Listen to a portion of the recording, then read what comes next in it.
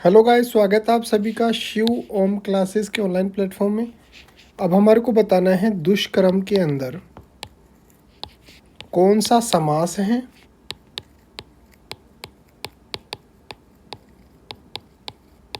और इसका अर्थ क्या होता है, अर्थात अगर इसका हम समास विग्रह करेंगे तो हम किस प्रकार से कर सकते हैं। तो सबसे पहले तो आप ध्यान दें कि दुष्कर्म के अंदर अगर हम समास की बात करें तो इसके अंदर कर्मधारय समास है।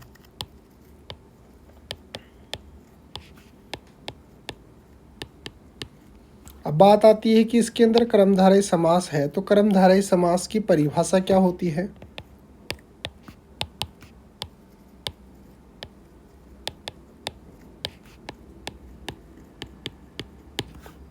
अब बात करें कर्मधारय समास की परिभाषा क्या होती है। देखिए, इसके अंदर जो दूसरा पद होता है यानी जो उत्तर पद होता है वो प्रधान होता है।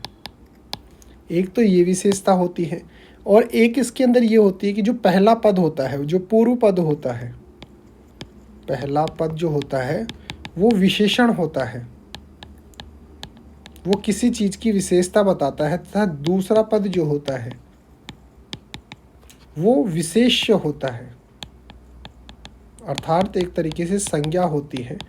तो पहला पद जो होता है वो दूसरे पद की विशेषता बताता है। अब यहाँ पे देखिए, हमारे पास शब्द क्या दिया है, दुष्कर्म।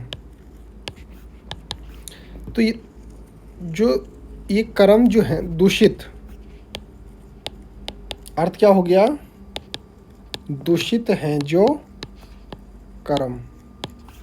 जो कर्म की विशेषता कौन बता रहा है, पहला पद बता रहा है कि भाई दूषित है, यानी कि दूषित हैं जो कर्म। ये क्या हो गया, इसका समास का विग्रह हो गया या फिर उसका अर्थ हो गया। तो दोनों चीज़ देख लीजिए, दुष्कर्म के अंदर कौन सा समास है, कर्मधारय समास है।